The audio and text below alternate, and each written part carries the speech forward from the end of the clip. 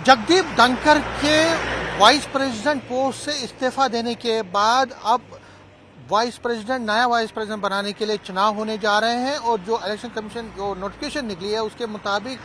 9 सितंबर को इलेक्शन होने हैं वाइस प्रेसिडेंट के लिए। और अगर हम इस इलेक्शन की बात करें तो इसमें लोकसभा और राज्यसभा के जो मेंबर्स हैं वो इसमें शामिल होते हैं, लेकिन जम्मू कश्मीर से फिर एक बार कोई भी राज्यसभा मेंबर ना होने की वजह से कोई भी राज्यसभा मेंबर इसमें जो है जम्मू कश्मीर से कोई भी राज्यसभा का मेंबर इसमें वोट नहीं दे पाएगा, क्योंकि यहाँ से कोई भी आज मेंबर नहीं है राज्यसभा से। हालांकि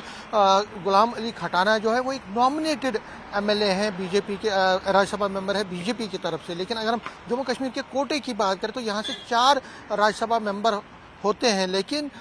2021 और मैं आपको रिपीट कर दूं, फरवरी 2021 से लेकर 2021 तक जो जितने भी 4 राज्यसभा मेंबर थे, जिनकी अगर हम बात करें तो फयाज मीर हैं पीडीपी से जो थे, इसी तरह से नज़ीर अहमद लावे वो भी पीडीपी से थे, इस तरह से अगर कांग्रेस की बात करें तो गुलाम नबी आज़ाद थे और शमशेर सिंह मनाज जो थे बीजेपी से। तो ये चारों मेंबर जो हैं वो रिटायर हो गए 2021 में, 2021 फरवरी में वो रिटायर हो गए। और उसके बाद लगातार अगर हम देखें तो वाइस प्रेसिडेंट का इलेक्शन 2022 में भी हुआ, लेकिन उसमें भी क्योंकि राज्यसभा से कोई भी मेंबर जम्मू कश्मीर से नहीं था तो उस टाइम भी कोई भी यहाँ से वोट नहीं कर पाया। और अब ये दूसरी बार है कि कोई भी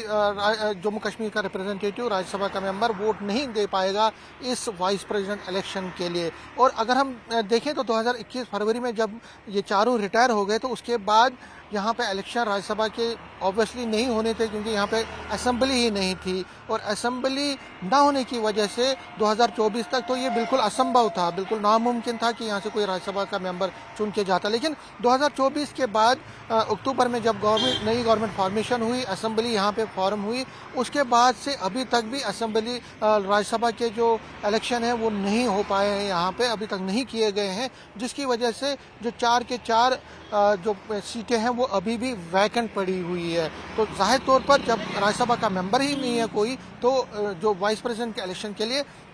सिर्फ जो लोकसभा के रिप्रेजेंटेटिव्स हैं, जिनमें से मैं आपको बता दूं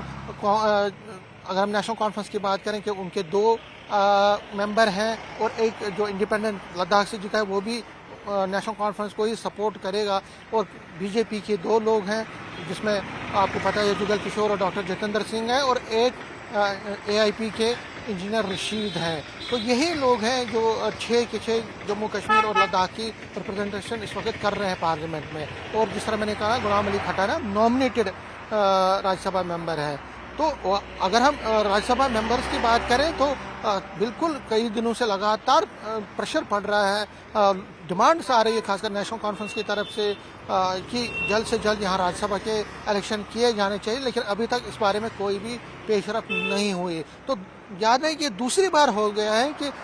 वाइस प्रेसिडेंट के इलेक्शन है और जम्मू कश्मीर से कोई भी राज्यसभा मेंबर ना होने की वजह से यहाँ से कोई भी मेंबर वोट नहीं दे पाएगा। तो फिलहाल अब आगे देखना पड़ेगा कि क्या कोई प्रोसेस इसमें होता है, जो कि अभी लग रहा है कि अभी इतनी जल्दी तो लग नहीं रहा, क्योंकि अब